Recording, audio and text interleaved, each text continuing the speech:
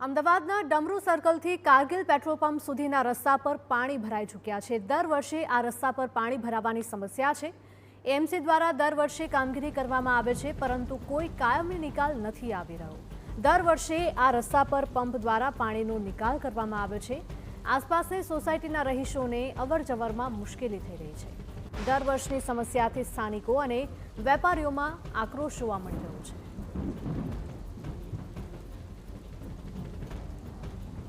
દ્રશ્યો બતાવવા માંગીશ કે જે ટ્રાફિક છે તે ડમરૂ સર્કલથી કારગિલ તરફ જવા અને આવવાનો છે। આસપાસની સોસાયટીઓના દ્રશ્યો જુઓ કે અંદરનો રોડ છે કે આ સોસાયટીઓમાં અવરજવર કરવા માટેનો આ રસ્તો છે, ત્યાં આ મુજબના પાણી ભરાયેલા છે।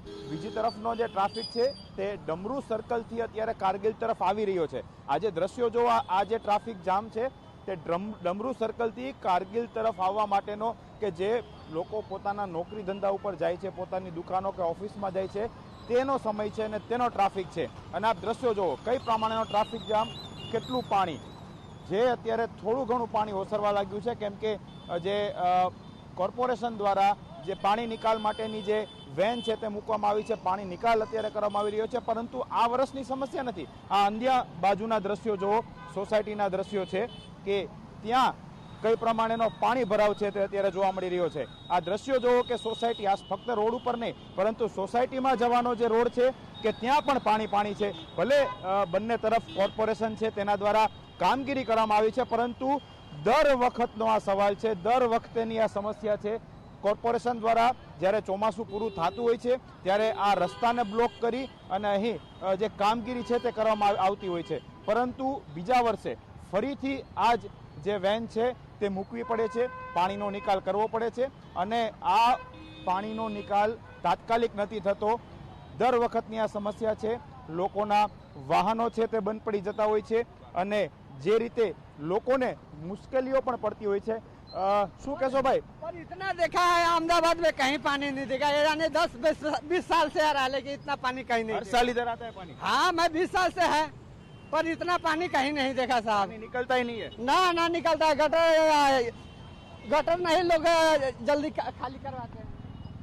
લોકોનો રોષ સ્વાભાવિક હોઈ શકે, કેમ કે આ વખતેની નહીં, દર વખતેની શું આ દર વખતેનો સમસ્યા છે? દર વખતે સાહેબ આ નીચલા વિસ્તારમાં ચાણક્યપુરીમાં કાયમ પાણી ભરાતું હોય છે, કાયમ જ। દર વખતે આ કોર્પોરેશન અહીં ખાડો ખોદીને કામ તો કરે છે, કામ કરે છે, પણ એમાં સાહેબ કઈ અનુકૂળ નથી। અત્યારે જે છે એવી ને એવી જ છે, દર વર્ષે એની જ પરિસ્થિતિ આવે। કેટલા વખતથી પાણી છે? દર વર્ષે ભરાય છે સાહેબ, દર વર્ષે। વરસાદ પડે ને સેજ પાણી ચોમાસું આવે ને સેજ વરસાદ પડે ને તો ભરાઈ જાય છે પાણી। મુશ્કેલી અવર જવરમાં બહુ વધારે જ ભરાય છે। તો થોડાક જ વરસાદમાં અમદાવાદ શહેરમાં પાણી ભરાવાની શરૂઆત થઈ ગઈ છે। હેલ્મેટ 4 રસ્તા પર જળબંબાકારની સ્થિતિ ઊભી થઈ છે, તો થલતેજ એસજી હાઈવે પર પાણી ફરી વળ્યા છે। પેલેડિયમ મોલથી થલતેજ ટેકરાવાળો વિસ્તાર પાણી થઈ ચૂક્યો છે।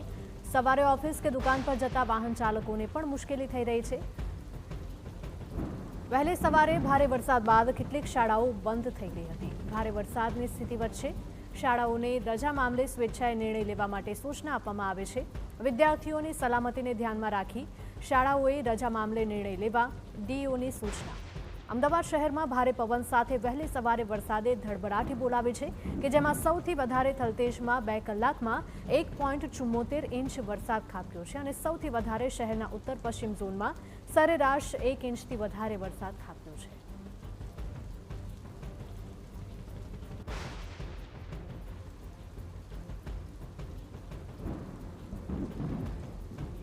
તો આ દ્રશ્યો અમદાવાદ શહેરના છે। સૌથી વધારે થલતેજ વિસ્તારમાં વરસાદ નોંધાયો છે। સવારે ઓફિસ કે દુકાન પર જતા લોકોને ભારે મુશ્કેલી વેઠવાનો વારો આવ્યો છે। વહેલી સવારથી જ અમદાવાદ શહેરમાં વરસાદની એન્ટ્રી થઈ છે।